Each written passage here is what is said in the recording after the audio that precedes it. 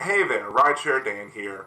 Mardi Gras season is coming up, and for the people driving it in New Orleans, there are some tips and tricks that I've learned along the way that will help you make more money and drive in a more efficient and successful way.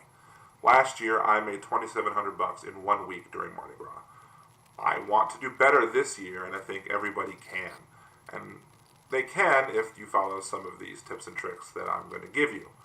The first and foremost being use of the Crescent City connection.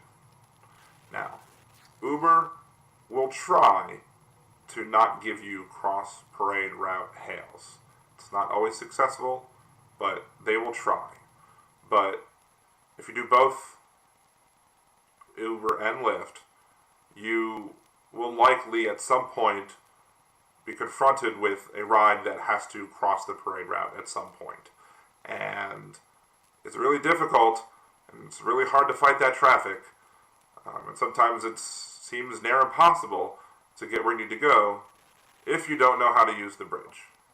So I quickly learned that if you instill trust in your passengers and let them know, look, I've lived here for a certain amount of years, I'm very familiar with how to get around during Mardi Gras, and the best way to get you to where you need to go is by using the bridge. So here's some examples of what you might want to do if you need to use the bridge. Let's say you're in the CBD and you need to get outside of where the parade road is. So you want to find Magazine Street. Get to Magazine and drive up. You want to be in the right lane as you're passing the World War II Museum. And then as you're making your right turn, you want to get to the immediate left, which is going to bring you into the entrance ramp. That's a loop onto the Crescent City connection. Once you get to the connection, I'll get to that in a second. Let's say you're uptown and you want to be able to get somewhere outside of the box. You want to make your way to Tchoupitoulas and you want to drive down Tchoupitoulas to the entrance point of the bridge. It's on the right, it's a right exit, it crosses over Tchoupitoulas and it loops back, and then you're going to be on the bridge heading over to Algiers. Either one of these ways, however you get on the bridge, you want to get off at exit 9B, which is General de Gaulle. You want to stay all the way to the right.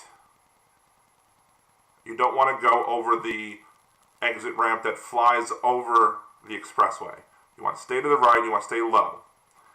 Once you get that fork where you're not going up and over the expressway and you're staying right and you're staying low, at that point you're going to want to take the left fork and you're going to want to make sure that you turn left onto General de Gaulle that way.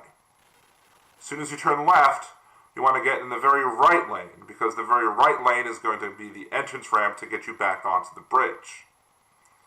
Then once you're back on the bridge, you'll be able to cross over the parade route and be able to get to wherever it is you need to go outside of the box. Now, let's say you're outside the box and you need to get inside the box. And sometimes this can be easier. You should be able to get off at some of the other exit points on the bridge, but let's say you have to use the bridge to get to where you need to go.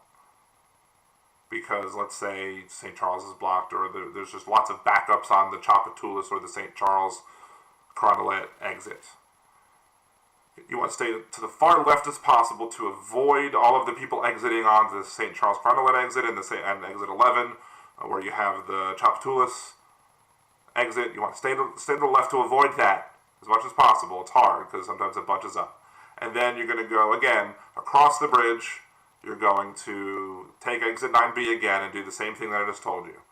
And then if you want to get inside the box, if you want to go to the CBD, you're going to get off at the camp exit.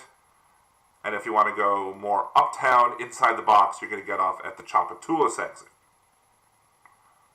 Again, one of the most important things when you're using the bridge is you want to make sure that the passenger trusts you and knows, hey, I know my driver is going to take me in the best way that I need to go to get to where I need to go.